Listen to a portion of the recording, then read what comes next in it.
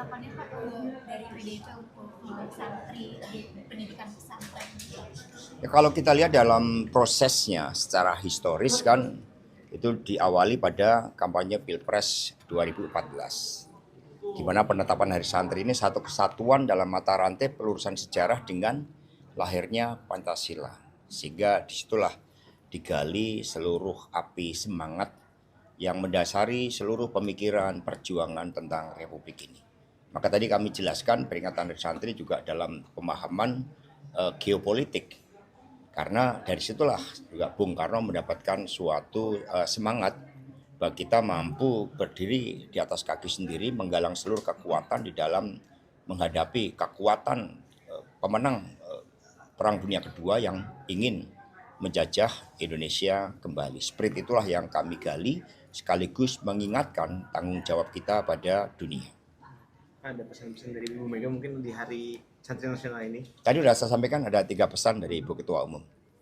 Mas Dirjen, Ya. tadi kan membicarakan soal Bung Karno dan dunia Islam juga. Kira-kira kalau Bung Karno masih hidup nih, pesan-pesannya apa beliau untuk enggak orang di Gaza dan Palestina ini kan pasti beliau mengingatkan. Ya, kita pasti akan melakukan suatu diplomasi.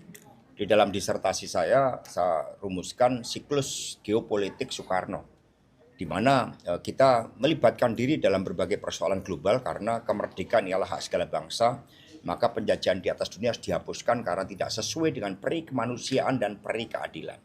Sehingga kita akan memimpin diplomasi, dan PD Perjuangan di dalam evaluasi 1 tahun pemerintahan Presiden Prabowo, kami memberikan apresiasi bahwa Presiden Prabowo juga dalam suatu semangat untuk menghadirkan kembali Indonesia di panggung dunia melalui peran yang aktif dan kesiapsiagaan Presiden Prabowo untuk mengirimkan pasukan perdamaian itu juga senafas dengan komitmen yang dibangun di dalam konferensi Asia Afrika. Apapun yang terjadi di Gaza adalah suatu kejahatan kemanusiaan, di mana hal tersebut bertentangan dengan kebijakan politik luar negeri kita, Pancasila sebagai ideologi dunia, sehingga kita harus berperan aktif menghentikan hal tersebut dan memimpin dialog untuk perdamaian di Gaza bagi kemerdekaan Palestina yang seluas-luasnya. Mas Hasto menyambung 1 tahun pemerintahan Prabowo Gibran yang menjadi catatan evaluasi maupun juga capaian dari PDI Perjuangan apa? Ya, kita kan sebagai partai penyeimbang melihat